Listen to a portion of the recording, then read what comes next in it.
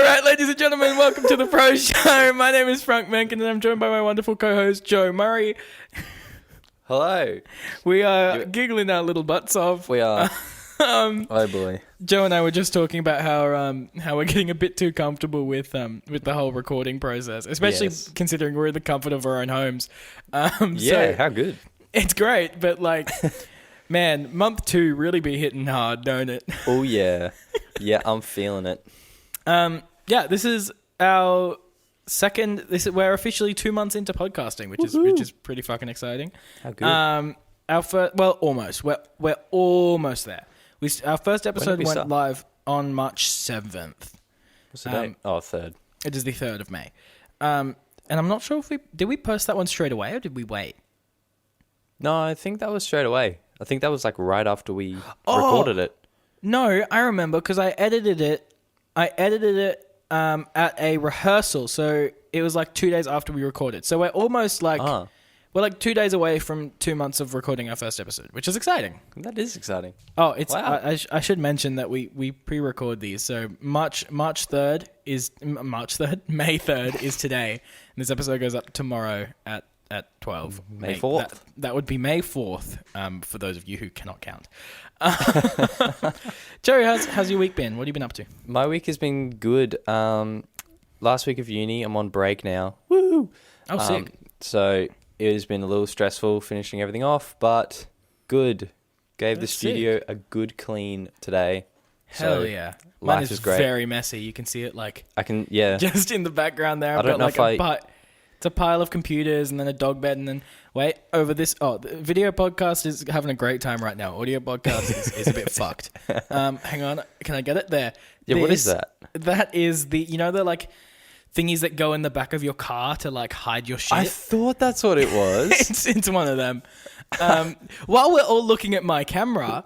Yes. My webcam is very pretty. It's funny to see the difference between like my visual setup and Frank's visual setup. You can tell who the video geek is in the group. Well, I mean, I also have a better microphone than you, so I mean, I'm kind of on top on both fronts, aren't I? It's a bit sad for you, isn't it? Yeah, but I know more than you do, so that is very true. That is incredibly true, and I really should not have this. We should have swapped microphones. Actually, no, because I need mine for work. Yes. Sorry, I get paid. Hey, there's nothing wrong with this one. This is a good microphone. It is a very good microphone. It's just a USB one, so it's kind of trash, but it's fine. Yeah, it's good. You know what's really rough though is that like this. So this, I mentioned this to you before the podcast, but like this part where my camera is set up, because I'm using a camera as a webcam. Canon released like a webcam utility this week, which is fucking amazing. Would recommend if you have a Canon camera that is what's the word, like compatible. That's the word. Would recommend. But the only spot on my desk and like behind my desk where it can go is it right here. And facing this way, which is like the storage and like random shit side of my studio. This side of the studio that the camera cannot see is literally the entire side of the studio that I've set up for recording and filming, and it's like super neat and organized and like. And it's the one part you can't use. It is the one part I cannot use. I wonder if I could like angle. Hang on, I'm gonna try this. I'm gonna try and angle. Didn't you set up the focus and everything already? Yeah, but you know what? Fuck it. I trust. Audio listeners, you must. My computer is in. My computer's in the way. It's like, see, like that. This is my computer, and then on the other side of my computer, just imagine that it's really neat and put together. It is really nice. Audio listeners need to swap to video after this episode. Check out the video podcast. That's the part of the. Where am I in focus? Hang on. That's the part of the podcast that I put all the effort into. Joe does all the sound mixing and everything, and I do the editing and stuff. So if the video podcast looks shit, you can blame me. If the audio podcast sounds shit, you can blame Joe. Yes. Joe, do you want to give a tour of your beautiful clean space now? Of mine, considering I've explained how beautiful my space is on the side that no one can fucking see. I'm on a laptop though, and it's like. Oh, true. Plugged into everything. Yeah, maybe not. Well, maybe don't then. It's probably for the best. Got my monitor plugged in, my microphone and headphones and charger. Yeah, nah. Man, you're wireless really... mouse. Oh, man, I have like nothing wireless, actually. I feel you like should get on it. I even have a wireless keyboard. See, which is kind of pointless when you have a laptop. But I'm just not on that game, you know. Like, I am very much a wired person because I like the performance that it gives. Yeah, this is a pain. Yeah. See, mine's just like plug in and it's done. Although, that being said, I think my mouse is really old. My mouse is like 6 years old, which is real old for like mice terms. Yeah, right. And every time, like occasionally, I've just been like killing ports on the back of my computer because I think the mouse short circuits occasionally. And so like I'm pretty sure the ports on the back of my motherboard, I'm just like frying them one by one with my mouse. And I can't afford to get a new computer or a new mouse at the moment. So I'm just kind of dealing with it at the moment. Yeah, right. But like I'm pretty sure that every restart it fixes itself. So I'm assuming that it's like a software issue and not a physical like port issue. Hopefully. But I'm really That's a bit scary. Yeah, it is a bit scary. Yeah. I need to get on that wired mouse because every now and then my cursor just kind of flicks the other side of the screen. So I was editing something the other day and I went too far past it. I was highlighting a bit to cut out in Pro Tools. Went too far past it and I was slowly coming back and I just saw it and I was like, yes. And then all of a sudden the cursor was like, yeet to the other side of the it's like I'm over here now. This is my home. Yeah. And then it highlighted the whole track and just it's really it's annoying. like I want to edit something from 3 years ago. Like fuck you, you're not getting any work done. So yeah, that was why I'm seriously considering swapping back. Yeah, I mean you probably should. Although does your like laptop have enough ports to support that or? I have like adapter thingy. Oh, that's smart. That's really smart. Yeah. We talked about this before the podcast that this episode is going to be fucking wild because we're both a bit loony at the moment with the whole like self-isolation shit. So I feel like the first 5 minutes of this podcast have already illustrated this point very well. Yeah. Man. Yes. Do you want to talk about the Ed Sheeran thing? Yeah. Interesting. Yeah, last week we sort of briefly mentioned the lawsuit that Ed Sheeran had with Thinking Out Loud, and I did a little bit of research. And Proud of you. So I didn't know what song it was. Well, let me just... There we go. But it was the Marvin Gaye song, Let's Get It On. Mm-hmm. And I listened to it before, and I was like, I don't know about you. I didn't see... Straight away, at least. I really hear it. I hear it very clearly, actually. Like, the chord progression's the same, yeah. It's in a different key, I think, but chord progression's the same. Yeah, it has a similar, like, laid-back R&B style. Let's Get It On's a bit more jazzy. I don't know. Yeah, I think it's a difficult one, but I do really, really hear it. Yeah? Actually, yeah. Yeah, in the thingy that I read, because I also researched it, I read the legal document, the one that like is actually like the what's it called, like the SUI thingy. Yeah, and it literally says that it alleges that it copies the melody, rhythms, harmonies, drums, bass line, backing chorus, tempo, syncopation, and looping. Whoa, okay. So that's like everything. Which is like basically the whole song except for lyrics. Yeah. And key. Melody as well? I didn't get that. Yeah, I definitely did. I don't know how you don't hear this. I don't know. I hear like the chord percussion's similar. What else? I don't know. They're just a general vibe. Yeah, I honestly think that that's probably the biggest issue is how similar the vibe is. The vibe is maybe. I guess I haven't listened. I didn't listen enough of Let's Get It On to hear the whole melody. Maybe the chorus is similar. Yeah, more similar than I thought. I don't know. That's fair. Yeah, man. But it is interesting though. Like, did you manage to find how much like they settled for in the end? I think I did read it. 100 million. No. Decided wrong. that 100 million copyright infringement. That's what he was being sued for. He was being sued for 100 million. Oh, right. But they actually did settle on an amount, even though Ed Sheeran denied all of the allegations. He still fucking settled. So there's obviously something going on there. And do you want me to tell you the amount he settled for? 'Cause Yeah, I've got it right here. Yeah. So how much did he settle for? so the lawsuit started in 2016, 17 when the song was released. In 2017, Ed Sheeran settled it for $20 million. Right. So which is just like, So he paid $20 million. yeah. Which is just like fucked. Oh no, sorry, incorrect. I'm lying to you. I didn't read the full sentence. This is for another song that he was sued for, which is Photograph. Oh. He settled for $20 million for the song Photograph. Which he was What also song sued was he for. done for with that? Like, what was a similar song? Let me Google that because I don't have that information prepared. Wow. So Yeah. I don't know. Copyright. Yeah, we got onto this last week with copyright and being so a bit dumb sometimes. And It's really difficult. It's such a difficult thing.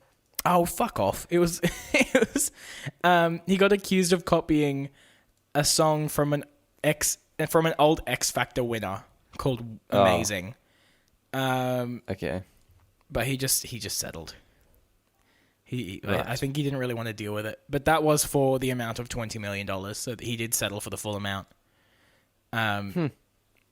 Which is interesting. But I remember there being a lot of shit about that because it's like, it's just like, it was something stupid. Like they had the same progression, but it was like a really like commonly used scale. So it was really stupid and didn't make sense. Yeah, okay. But yeah. Yeah. Crazy Really stuff, strange. copyright. Really, really strange. It is. Yeah. Oh. Yeah, go. I was just going to say, because we all have influences, like creative influence, and then... Oh, 100%. And then, so obviously he must have gotten that chord progression idea from that song, at least. Yeah. And then... And yeah, it's just weird that, like, it's frustrating with your subconscious, because, like, when I was writing music as well, I would do that all the fucking time. Yeah. Where it's like you write a song and you're like, wow, that's amazing. And then you show it to someone and they go, oh, is that this song? And you're like, shit. Yeah. I think fuck, it is. There was a song I wrote in high school and it had like similar words and melody to this other song. Or I'd sort of combined two songs that I already knew and had similar words to one and then the same melody as the other. And I was like, this song sounds so good because it was so familiar to me. And then You're like, wow, this could be played on the radio. Yeah, it's because it had been like for the last 4 or 5 years. So, man, I got really into like that Hobo Johnson Watsky slam poetry style of music. Yeah. For a little bit, for like 6 months, I was writing music like that, and I wrote this one song that I was super fucking proud of. I was like, man, this is sick. This is awesome. I love it. Yeah. And I went busking up on the Sunshine Coast with this song. And I played this song and someone chucks a thing in the hat and goes, man, I fucking love, I can't even remember the song, but it was like, I fucking love that song from Hobo Johnson. And I was like, sorry? And he goes, yeah, I think you got the words a bit wrong though. And I was like, fuck. I was like, okay, that's fine. Guess that's not my song. Wow. Yeah. But yeah, that shit's always funny. really interesting. It's hard, I think. Yeah.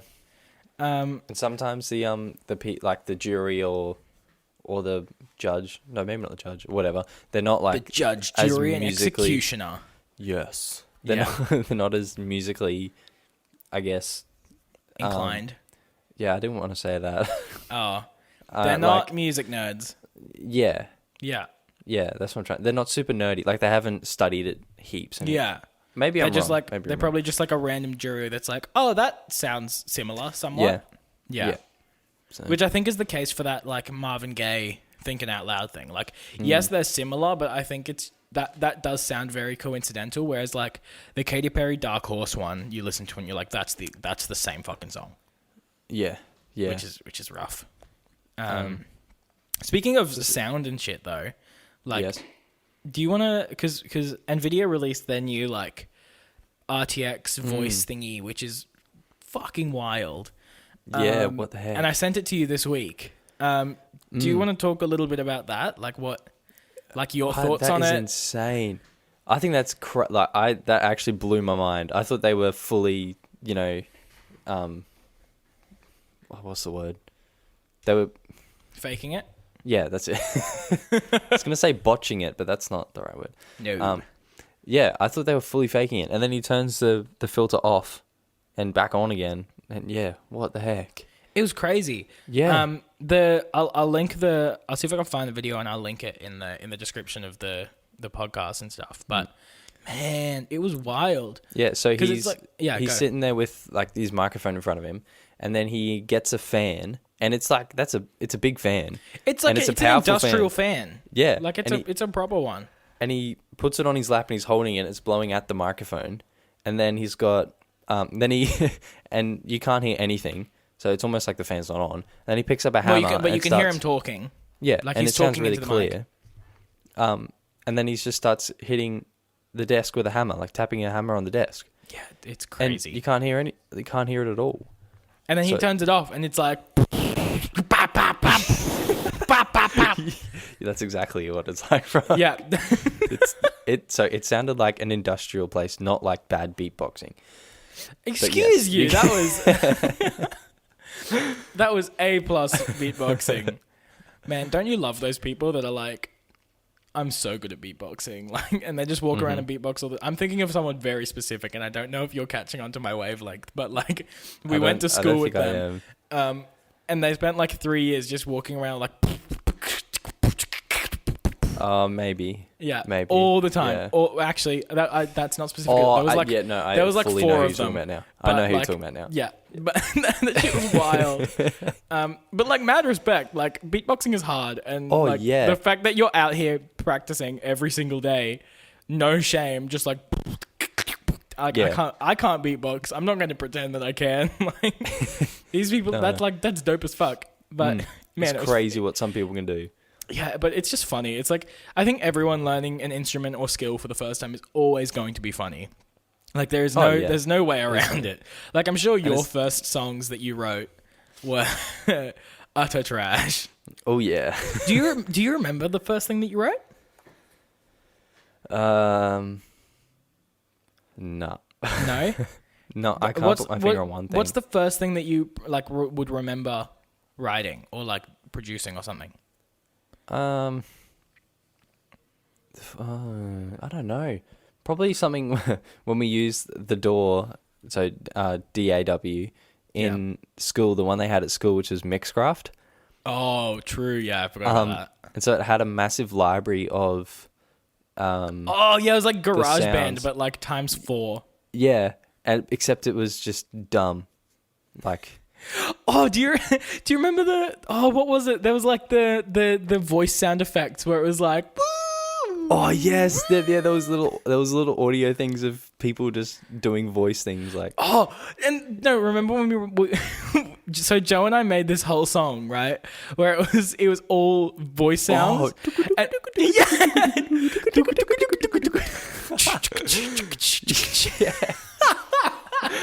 Oh man, and there were just these little loops of just people doing that.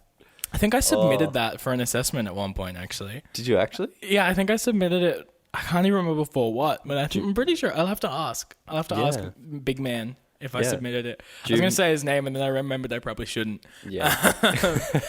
But yeah, probably something from that. I saved a few of my like year 12 ones that I did in there.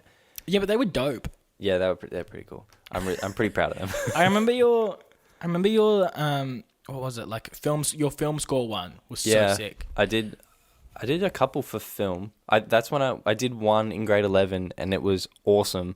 Like I really liked it, and then I sort of went with that vibe through grade 12, and it just because we had, what was it? We had the choice of like, we could, for our final assessment, we could write an essay, we could write music, or we could perform, I think. Yeah, it was... like almost everyone did performance, so you were the only one that did composition. Yeah, but no, it was like, because it had to be practical, I think. So performance, composition. I think one was like directing, like band directing. Oh yeah, and you were going to do that, and then you didn't. I thought about it. Yeah, I remember I thought that'd be cool, but then like the quality of the school band, I thought Yeah. maybe not. Man, this is not interesting content. No. But like it's fun reminiscing. Like maybe It it's is. interesting to hear us talk about it. I don't know. Let's like rewind back to the noise cancelling stuff. Okay. So, Actually, no. Before we do that, I want to Yeah. talk because I found that's what I wanted to talk about. That's how we got here. We were talking about the first things we made. That's how we got to this oh point. yes. That I actually still want to talk about that. Okay. What was the first thing you made, or do you want to talk what I made? Well, I want to talk more about what you made, but like I know what my first thing that I made was. Well, I can't think. I can't remember the first thing, but it would have been. I do remember one electronic quotation marks. Yeah. Assignment in school that was just made up of those pre-recorded like synth lines. I feel like everyone did that at some point. Like even if they weren't a music kid, like they had the GarageBand app on their phone and they spend like 6 hours putting all these loops in, and then they go up to their parents and be like, "Mom, look, I made a song." And it'd be like, and you'd just be sitting there like fucking vibing, just like Yep. I and remember it's like, listening. That's great, sweetie. Like you're doing really well. I was like, I'm gonna put the biggest bass drop in this thing. It's gonna be sick. Pull out this pre-recorded. Like, yeah. It's always those so whoosh good. sounds that are always so good. Just a Oh man, you just chuck that in anywhere and it's instantly an electronic. instantly hit, a banger. you know? Instantly. So that would have been one of the first things I made. That was mega cringe. Interesting. So, yeah. I remember the first thing that I made, for photos at least. I don't remember the first thing I made for like music or anything. But I was I was far too open with like my photography stuff, because like I posted fucking everything that I took photos of basically. Right. And I remember the first time I like took a photo and was like, that's a sick photo. There's such I actually still have all of my photos. I've never deleted a photo that I've taken. Which I'm actually really proud of. So I have like I keep like going to point at stuff because I'm so used to facing that way. There's a cabinet on that side of the room that has all my important shit in it, and one of those things is my very first hard drive, which has all of my first photos and stuff. Like I used basically the same hard drive from essentially what's like 2016 to 2019 because I wasn't using it that much. Right. It was like a 1 terabyte drive, so it has like everything on there from all the stuff I took from my old computer and put on that hard drive from pre-2016, then all the photos I took from 2016 to 2019. And that was a 1 terabyte drive, and I put it away at the end of last year. For context, I have a new drive this year that I've been using. It's also a 1 terabyte drive, and I have 500 gigs left. So, whoa, I am fucking blasting through that bitch. Yes, you're like pumping out some really good, like lots of stuff at the moment, though. Yeah, because I have nothing else to do.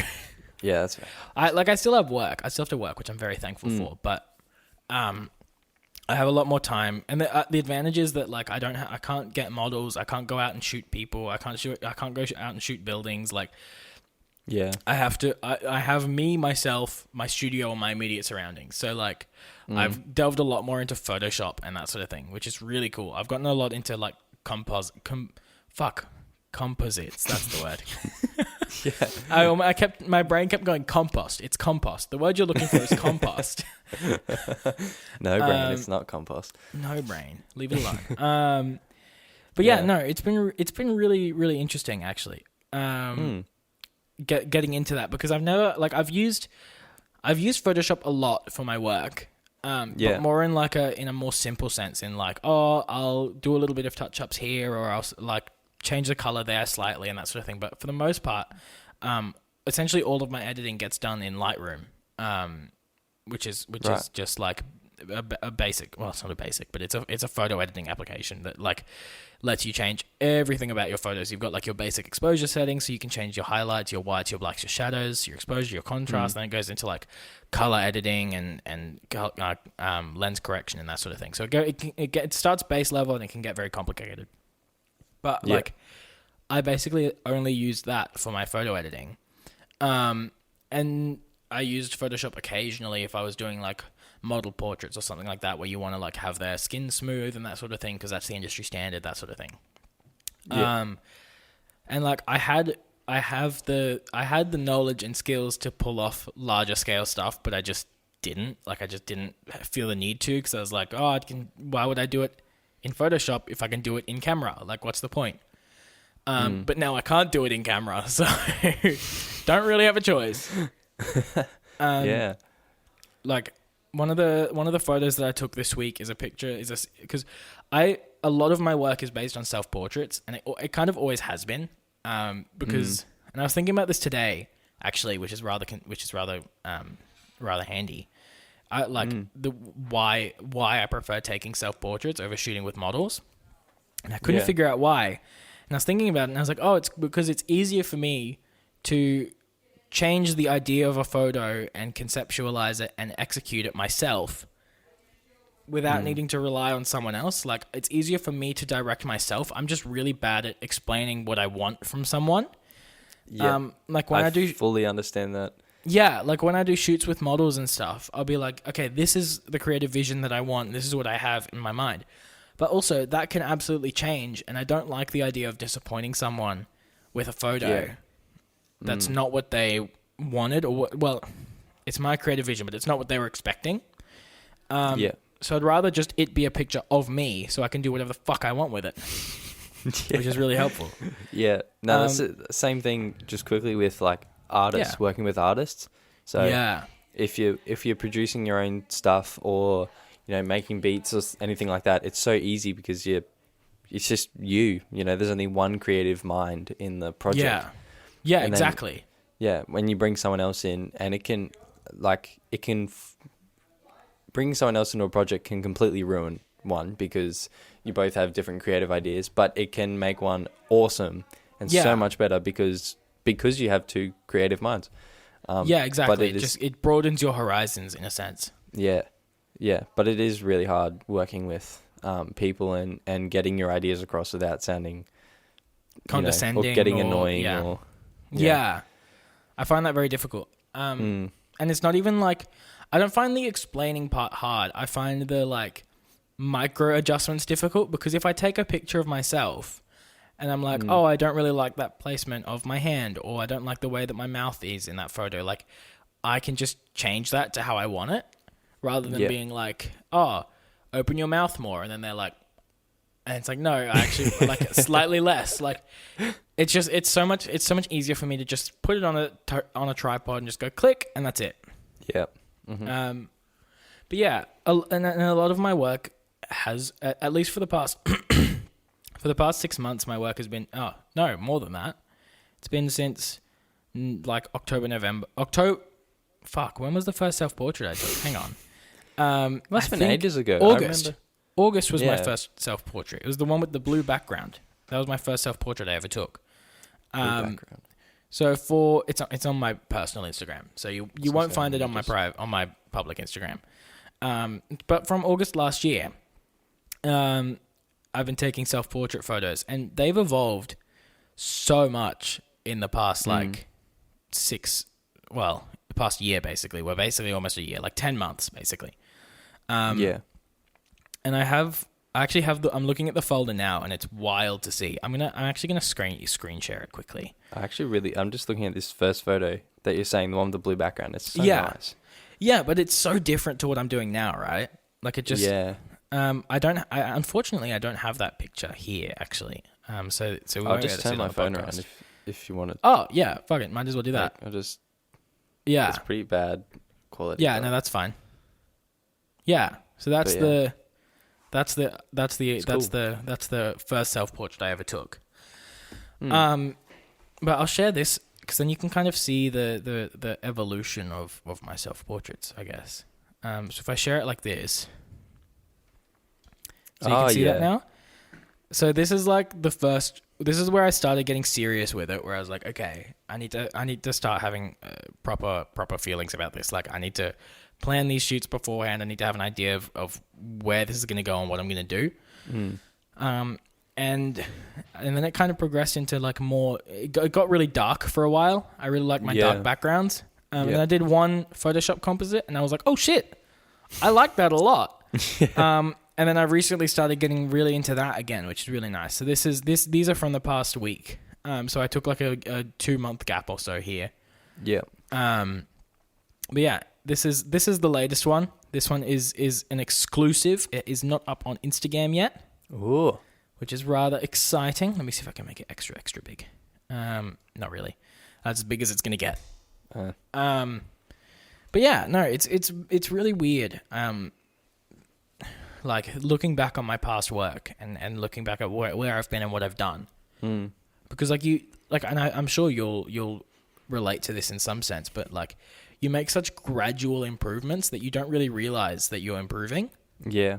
Yeah. And then one day you like look back on your past work and you're like, wow, that's terrible. Like that's really bad. And like, if you give it the context of your experience and where you were at that time, sure, it's good. Like if I look back on my first photos, I can see the potential that was there. And not to say that I'm a fucking amazing photographer or 10 out of 10 now, but I can see the progress that I've made. Like, do you feel the same way with your stuff? Yeah, fully. Even going back to the film score stuff I did in high school, the stuff that I am still really proud of. I listen back to even the mix of that now.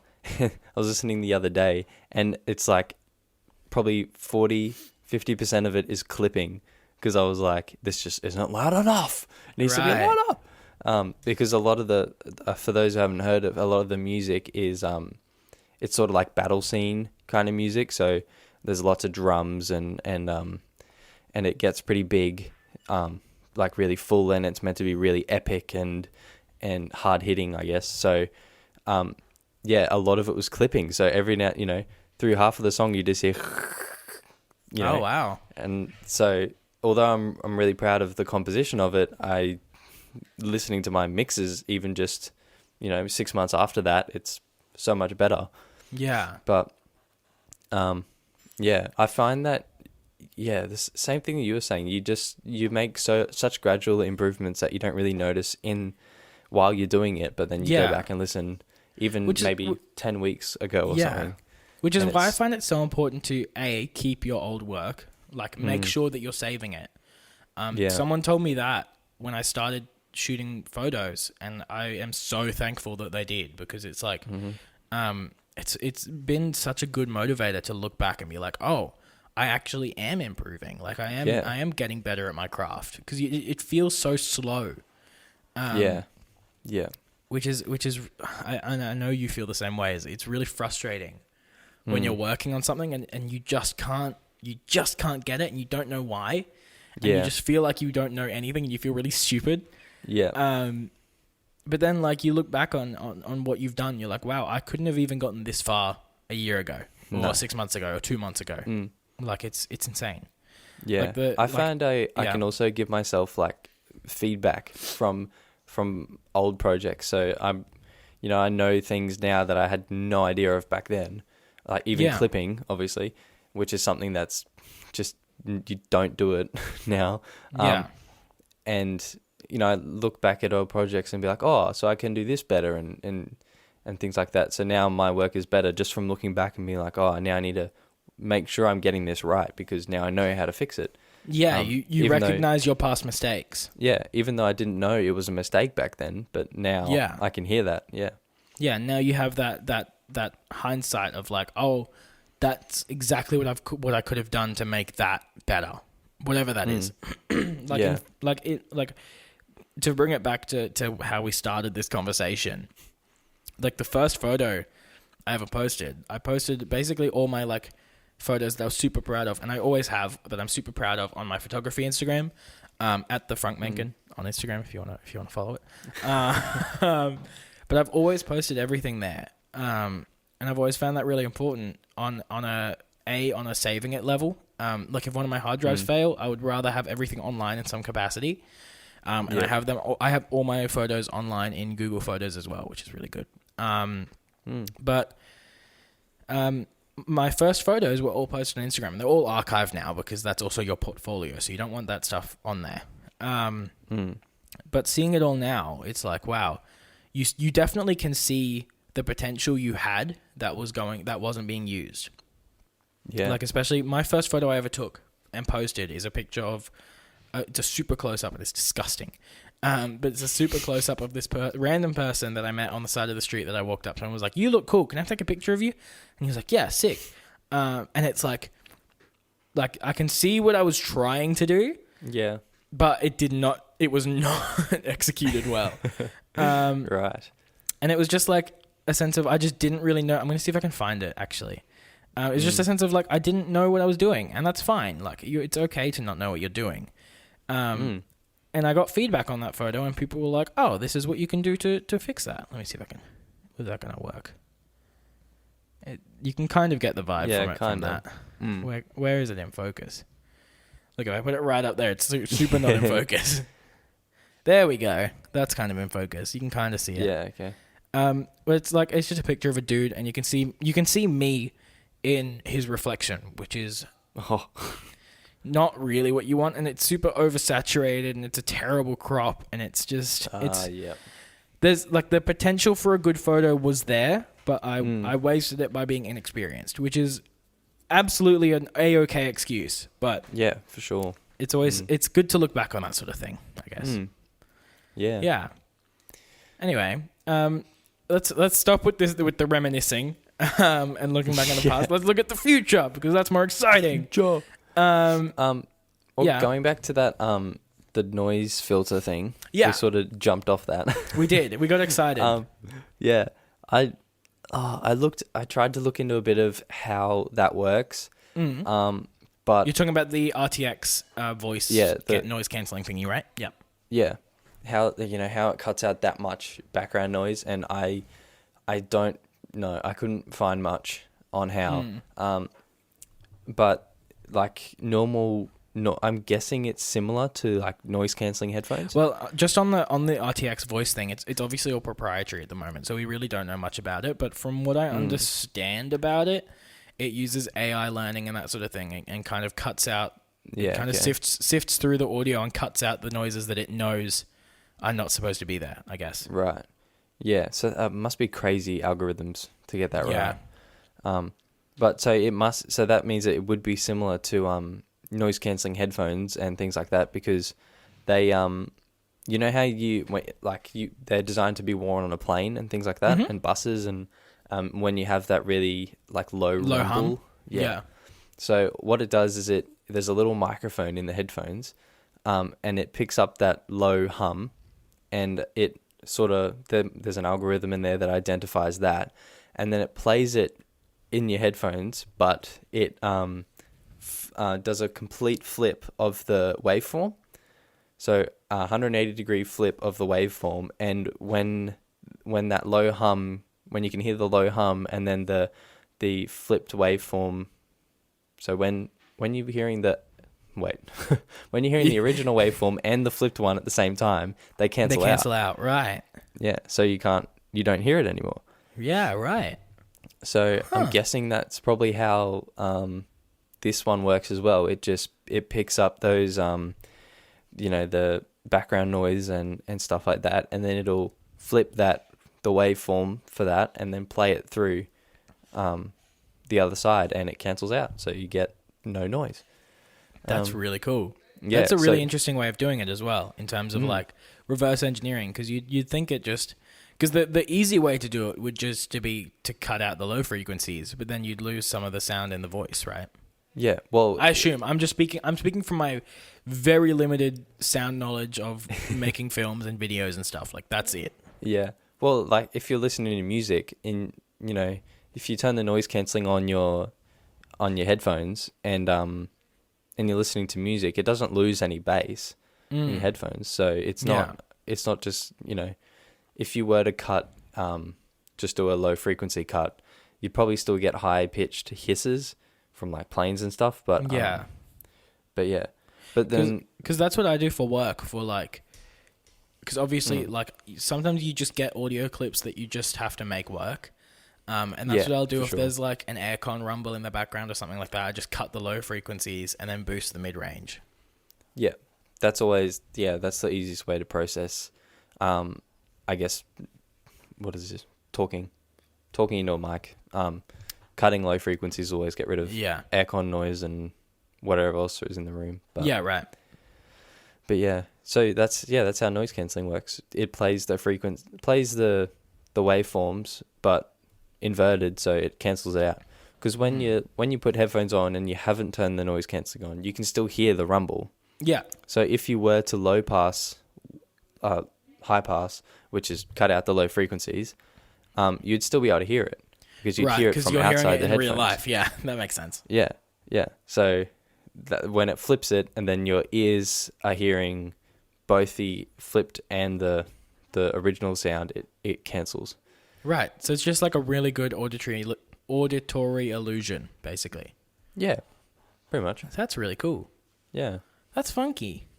It's really cool how that works. That's actually similar to how XLR cables work.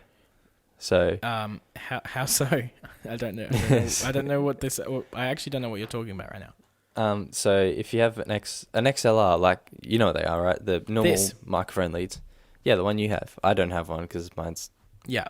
Let me see if I wonder if I can show it without making awful sound. No, I can't. I mean, okay. I have one somewhere. Oh, I actually also have one. Hang on. Okay. Goodbye.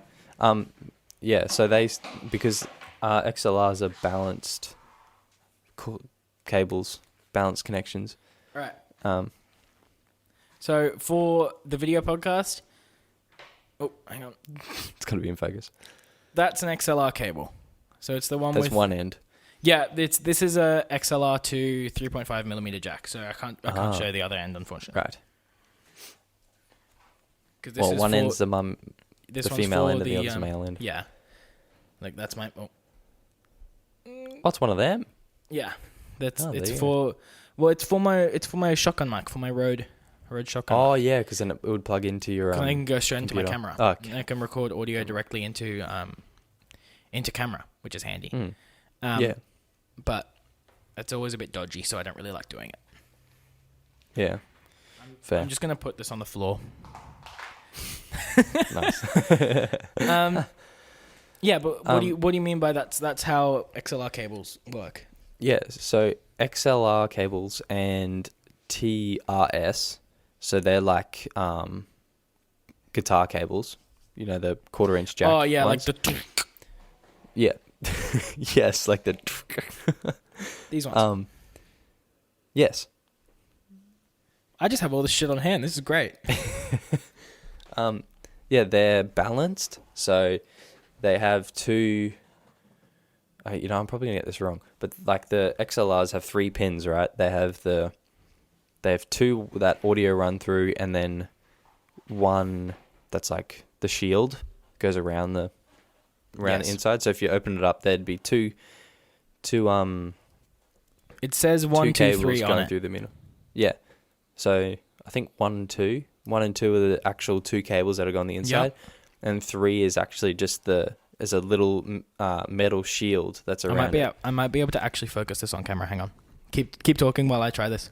So yeah, there's 3 pins, and what it does is it carries the signal from one end to the other. Yeah, there you go. You can see it better now. And pretty much what it'll pick up any interference that comes from outside of the cable. It'll pick up, and then when it gets to the other end, it'll flip it. Wait. Am I doing this right? I don't remember now. That's okay. I feel like you're getting the general gist of it, which is also fine. Yeah. I think it's like the same signal goes down both cables, and then the interference that's picked up through it at the other end, it sort of flips. One of them flips and the other doesn't. Other one doesn't. No, hang on.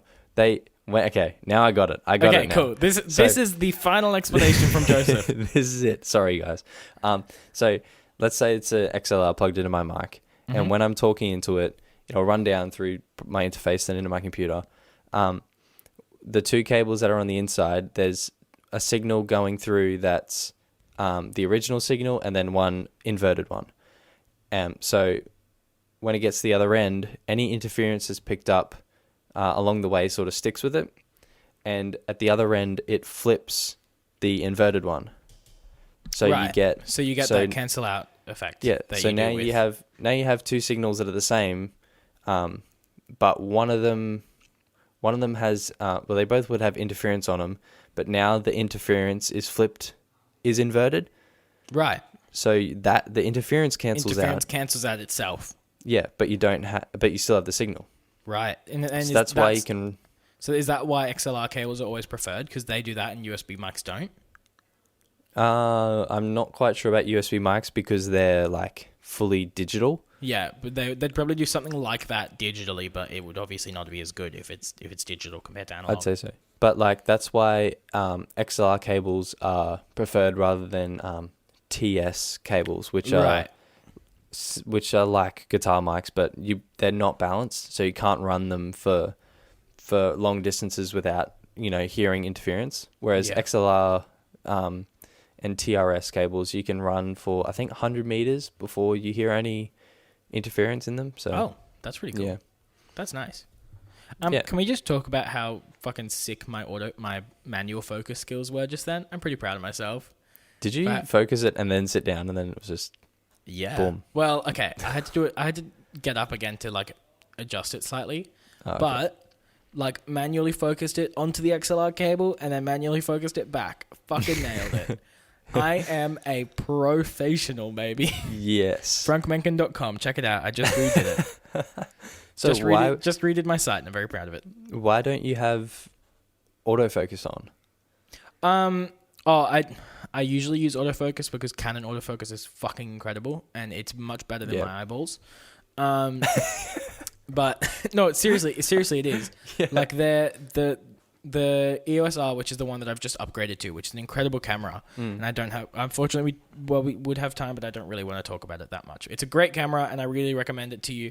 But do your own research because there's a new R coming out. And if you are going to use the functionality of that camera, get that one instead. But I will never use the functionality that camera gives, which is why I went for the cheaper version.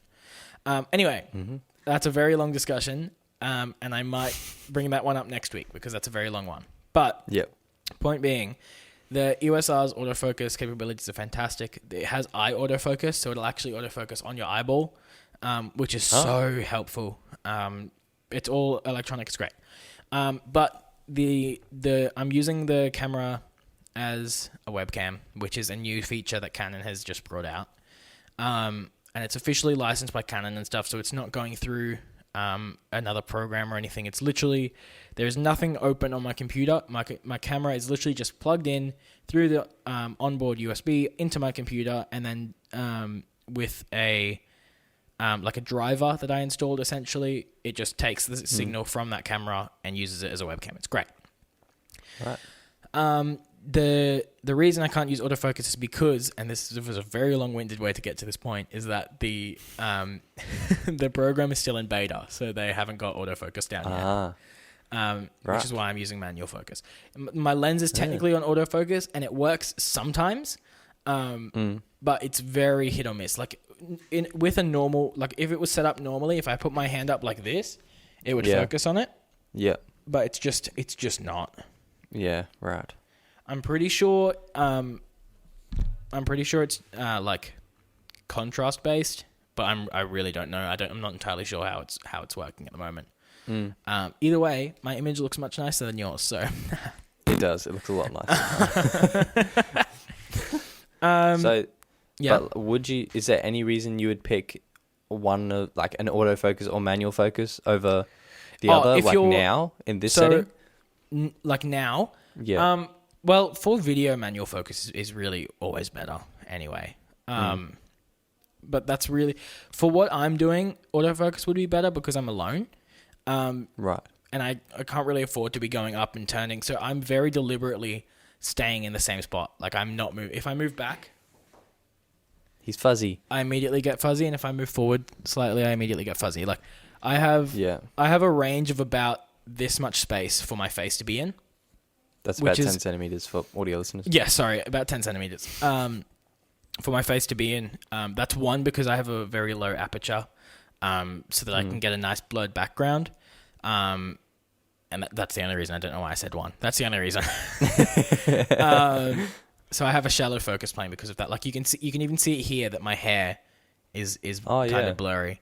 So it's literally it is this part of my face. So it's about 5 centimeters that's in focus, which is good. But if you're shooting a film, if you are filming someone else, it's kind of up to you whether you want to use manual focus or autofocus. If you want to, sorry, my nose is so itchy. If you want to leave the shot in the hands of the autofocus and trust that it'll get it right, go for it. If you're really anal about the shot and you want it to be perfect, go manual focus. It is completely a personal preference thing at this point. Okay. Cameras are very, very advanced with their autofocus right now. So it's really... And if you want like a creative shot or something where everything's out of focus or you're focusing on something really specific, then you'll have to go manual. Right. But for the most part, it's pretty much up to you. Yeah. There you go. I want to talk about a movie, actually. Oh, okay. So first, I have a question for you, Joe. Yes. Have you ever seen the original movie The Shining with Jack Nicholson? I have not. All right. Very. Does that mean very disappointed? I should watch it and then we'll talk about it next week? Kind of. Yeah. Okay. The Shining, the sequel to The Shining came out this year, called Doctor Sleep with Ewan McGregor. The Shining came out in the 70s. I was gonna say that's an old movie, isn't it? Yeah, it came out in 1980. The Shining came out. Right. Phenomenal film. A+. Jack Nicholson is incredible. But it's such a good film. The sequel came out recently, and I watched it last night for the first time, and it is incredible. It's very well done. I really want to talk about it, but I might wait until you've seen it because I want to have an in-depth discussion about The Shining. Okay. So, watch The Shining and watch Doctor Sleep. I promise you will like them, and this goes for everyone on that listens to this podcast as well. Watch The Shining and watch Doctor Sleep. Doctor Sleep. We will talk about these two movies next week. All right. They are incredible films, and I really, really want to talk about them. Genuinely, and Ewan McGregor is in it. Ewan McGregor, if you don't know who he is, plays Obi-Wan Kenobi in the prequel films. He's also the main character in the movie Trainspotting, and he's in a bunch of other shit. He's an incredible actor. And this is like Doctor Sleep is going to be one of the films that defines his career. I'm 100% certain about it. Yeah. Yeah, it's gonna. I said this after I finished watching it. Doctor Sleep is to Ewan McGregor's career what The Shining was to Jack Nicholson's career. Like it's going to be that iconic, iconic film that everyone goes, that's them at their best. Oh, right. But it's a very, very good film. Okay. I'll have to watch it. I have one more thing to talk about because I really want to skip that until you've seen them. Yep. Okay. I have one more thing that I really want to talk about. But do you have anything else on your list that you want to bring up? Because we probably have time for 2 more things. Okay. Yeah. Well, I wanted to talk about. You said, you released a book not long ago, and that was really cool. And then a little bit after that, you put out a preset pack. Yes. Now I don't know what that is. What a preset pack is? Well, I can kind of understand, but... in Lightroom, when you edit a photo, you're changing all these settings, right? And if you really want to keep the vibe of that photo, you can save it as a preset in Lightroom. It's literally a button. You press it and it goes... just saves. It just saves it as a preset, and you can just apply that preset to any photo from that point on. Right. Very, very handy. Very helpful. Yeah. Hang on, I can actually do a quick little demo on one of my photos. Because I know, like audio stuff, plugins and things have presets as well. But how do you feel on using presets? Do you use them often? I edit all of my photos with presets. Right. Like do you all of them. Would you hit a preset and then do a little extra editing, or just leave it? Yeah. So the preset is like your baseline, basically. So that's your starting point. Your preset is not the be all and end all. Essentially, is the gist of it. I can show on this photo. So this photo is the. Hang on, sorry, I'm just getting it up. Yeah, but I use, so I have 3 preset packs on my computer at the moment. One of those is Peter McKinnon's preset pack, which is incredible. It's a great pack. Has some incredible stuff in it. And the other 2 are my own. So one of them is just, one of them is the one that I released recently, and the other one is one that I'm working on at the moment to be released. Right. So, and it's only got 1 preset in that pack at the moment, so it's not anything super exciting at the moment. So, this is my Lightroom, which you can see it. Audio listeners, I'll try to describe everything, but we're really just talking about presets as a whole anyway. Yeah. So for this photo, I would pick whichever one I like most. So, for this one, I think I ended up picking Brooklyn, which is one of my own presets, which you can get in my preset pack, which is on my website, frankmenken.com/store. It's totally free. Whatever you want. No issues, no questions asked, basically. But as you can see, like, this is the preset that I used for this photo, right? Yeah. And for the audio listeners, it basically is just one of my presets that I've applied to the photo. But you can see how the final image is very different to the preset. Yeah. So what I've done is you can see on the right here, all my values change when I press the preset. Oh, yeah. So I've kept, what I've basically done for this image is I've kept the colors of the image, but I've changed the exposure of it. So I've used this as my baseline, and then I've created an image around that, which is basically the idea for presets as a whole anyway, is that you use them as your starting block, and then you build your image from there. Right. And then, but I try to, like, every now and then I try to create my own image. Yeah. Without using my old presets and stuff, because if you keep using your old presets, your photos are all going to look the same. Yeah. So that's why I like making those preset packs, because then I go, okay, that preset pack is done now. I can still use that, but I have to start making a new one now. Right. Cool. But that preset pack that I released is like 2 years worth of presets for free. Jeez. So there's a lot of work in there. How many's normally, I guess, a pack? About what I have, about 12. 12, okay. Peter McKinnon's that I have has 1, 2, 3, 4, 5, 6, 7, 8, 9, 10, 11, 12, 13, 14. His has 15. Right. And his is like 25 USD, so like 40 Australian, give or take. The one that I uploaded has 1, 2, 3, 4, 5, 6, 7, 8, 9, 10, 11, 12. Mine has 13, the one that I uploaded. My second one, which I'm not sure when is going to be released, has 1. 1? Yeah, right. Yeah. Well, I guess I just wanted to ask because I've sort of tried to stay away from presets with doing my stuff, audio stuff.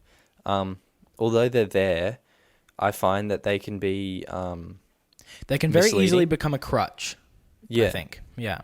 So like we have, let's say I'm putting on a compressor, which will just compress the audio and will reduce the dynamic range of the audio. There's one, I remember one on there called like, you can do like a kick one or there's a vocal ones. There's just complete flatteners for vocals and things like that. And you sort of put it on, you're like, oh wow, this sounds louder, but I find it's just not what I need. Yeah. And I've found that my work is a lot better from doing it from scratch. Yeah. Now, I guess when I didn't know what, each of the knobs were doing, attack, release, threshold, makeup gain, all that sort of stuff. Yeah. But yeah, now that I sort of know what each of them are doing, I find it really, it can be distracting to use presets and misleading. Yeah, I get that. I actually didn't use presets until I knew how to edit all of my photos without them. Okay. I didn't use presets until I was able to make my own. Yeah. Which I think is much more important. The reason I literally got the Peter McKinnon one for one preset that I that I really wanted. Yeah. And I usually with that sort of thing I try to replicate the preset myself. So I look at the picture and I put them side by side and I try to replicate the colors and that sort of thing. Yeah. But there was literally one where I was like, oh, I want that vibe for a picture, and then I couldn't get it right, so I was like, fuck it, I'll just pay for it. Yeah, right. But yeah, I think it's important to support artists in that way as well. Yeah. But my next preset pack is going to be paid. This is I thought I'd give out my first one because I was like, I don't know. I think it's important to give that sort of thing away, especially for new photographers. And I assume you feel rather similar. Yeah. In terms of like, for sure. I feel like I'm at a point in my career where there are things that I'm willing to give away that are not my expertise. Like things like I will not. I'm never doing an unpaid shoot now. I don't do unpaid editing. I don't do unpaid like video editing or anything. Like those are the things where I'm like, okay, I have a level of knowledge above other people's, above the average now. And that's not in like I'm smarter than you way, but that's in I have a what's the word, like a billable skill now. Yeah. And I'm sure you feel similarly in terms of like sound engineering and stuff like that. There's just stuff that you know that other people don't. Yeah, for sure. And for me, that's like, okay, and like what I said, that I will never do an unpaid shoot again, but I'm absolutely okay to give away my first 12 presets because I think it's important to share that sort of thing for free with people. Especially because it means that people can be like, oh shit, okay, they actually care about their community. Yeah. And they care about the what's the word? Like the community that they're cultivating, you know? Yeah. I think it's important to give back to the people that, and especially in the world of photography, like I have a lot of random photographers that just follow me on my photography page, which is great, which I love because I love seeing their work and that sort of thing. And I think it's important to give back to them. Yeah. In terms of like, if you like my photos, here's literally all the presets I used to make them. The only difference between you and me now is your creativity. Like, I've now taken away I've taken away the barrier of that difficulty to learn of how to edit. Like I've now given you the tools to do it. So now you have no excuse to not do it. Yeah, it's cool. Yeah, but I think it's important to talk about and to bring up. It's like giving away work for free and when that's important.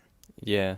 I think we spoke more about that in a older we podcast definitely did, but it's always relevant, I feel like. There was one thing that you mentioned before the podcast that we haven't brought up, and I really want to talk about that. Is that in my recent work, I've started showing the process of how I like do everything. Yes. So now when I post my photos now, I post the photo with a caption, and then the second slide is a video of the entire process. And it's very fast. It's very sped up, but you can slow it down if you want to and learn exactly what's happening. And that's why I kind of segued into this with the preset pack. I think it's the same thing. It's like just because I have 8 years of practice under my belt doesn't mean that I am better than you. Doesn't mean that I am more experienced. Well, it means that I'm more experienced than you, but doesn't mean that you don't have the ability to do this. Yeah. Right? Like these are the skills that you have and the skills that I have are the accumulation of years and years of slow progress. It's like chiseling away at a piece of stone. Yeah. And I think it's important to show, particularly with photos and with video, that my process is the exact same as yours. It's just longer and more complicated because I have more experience. Yeah. That's it. And there are so many people that are better than me. So many. And I am totally fine with that because I love seeing their work. Like, if I go on Instagram and I scroll, I'm like, oh, that photographer's better than me. That photographer's better than me. But you got to realize that their editing style is different. Their shooting style is different. Like, there are going to be people that prefer my style over their style. Yeah. And I'm sure that's the same with your world, with sound and stuff, because there's going to be people that like your way of mixing over someone else's. Like, what are your thoughts with, like, in terms of giving away your creative process? Yeah, that was something I've been thinking about a bit recently as well with putting it up on social media and things like that, because, it's like, although it's always going to be different to other people's and everyone's got their own sound or own image, own, you know what I Their own voice. style. Yeah. But I've lost my train of thought now. So everyone's got their own. Yeah. You can do it. I believe in you. Creative process and Like social giving away media. your creative process. Everyone's got their own voice. Yeah. So if you putting your things up, is that showing other people how you get your sound, I guess, as a producer? Or I don't know, that's something I've been struggling with, I guess. Like in terms of if I'm showing my creative process, and am I giving away everything that I'm worth? Yeah. Right. Yeah. I see where you're coming from. Because I've developed my sound, and the way I see it is now I'm kind of giving away how I get it. Yeah. So. Yeah, I do know. think that's kind of different with the sound world, because the difference with what I do is that the editing is just half of what I do, and arguably it's the most important half. But there's a whole side that you don't see, like the creative process, me coming up with the idea, me doing the idea. The ideas that I have, if someone copies it, then I know that that's copied. But if you your creative process is one thing, whereas mine is two. Yeah. And I feel like that's where the difference lies in terms of sound, is that by showing your creative process, it's immediately like, oh, well, they can just sound like me now. Yeah. Yeah. But then, Sure. then does that bring it full circle to copyright and intellectual property? Because because you've created that sound, is that now your sound? Copyright. Right? Yeah. Yeah. You'd think Copyright. so, but it's a hard one. I guess it depends on what it is that defines your sound. So someone like DJ Khaled, where he yells that at the beginning of all of his Oh yeah, you couldn't do songs. that. Absolutely not. No. But then I don't know, a producer like what's that guy that I can't think of names now. No, But yeah, someone else or maybe a mix engineer who doesn't put any sort of vocals or anything, like they sort of just get the stems, get the audio files, and then they make it sound good. They all have a sound. Yeah. But So is it only your sound if you brand it, or? I don't know. Yeah. Well, because I guess their sound would also come from the gear they're using. Especially top engineers, they have just racks of like outboard analog gear and all this sort of stuff. So I guess the combination of what you're using would also define what your thing sounds like. So do you have to, if you're going to try and copy them, do you have to get all the gear that they have? Yeah, right. Millions of dollars worth of gear sort of thing. Yeah, I feel like that also translates with the camera world, because gear obviously makes a difference. Like the lens that I have is not me flexing, but it's fucking expensive. And you just cannot, you can't get that quality with a cheaper lens. And I think that that's the same with sound, is that like there's things that a beginner just won't be able to do. Yeah, for sure. And even just the difference between analog and digital, although it's getting smaller and smaller, the difference, I think there will always be one, because analog, there's just room for error, I guess. Yeah. And there's just a sort of real sound to it. Yeah, right. Compared to digital, where it kind of sounds a little thinner and it's just ones and zeros rather than like physical sound waves. Yeah. Yeah, like electrons going through a piece of copper sort of thing. Yeah. Right. So interesting. All right, I want to talk about this a little bit more next week, but I think we need to wrap it up now. I think I was going to talk about APS-C / full frame sensors this week as well, but we didn't get to that. I think we talked about a lot more interesting stuff today, though, which is good. Yeah. I want to bring this sharing your creative process up again next week. I think we should open with that next week. Yeah. Right. Because it's a very interesting discussion, and I want to bring it up more. It is. But without further ado, that brings us to the end of this episode. It does. Started out a bit wild, got a bit deeper towards the end. That was fun. That was a good episode. Was. Yeah. Yeah. right. Check out my Instagram at the Frank Mencken on Instagram. I'm posting all my work. as much as I can. It's very exciting, and my work is getting much better. Joe, do you have anything you want to plug? The YouTube. Plug the Froe Show YouTube. Yeah, watch the video podcast to see all the stuff that you missed, like me focusing on XLR plugs. Yes, and looking at Frank's dodgy background. Woo! All right. All right, sweet. We'll see you all next week. Thank you so much. All right. Bye. Bye. Bye.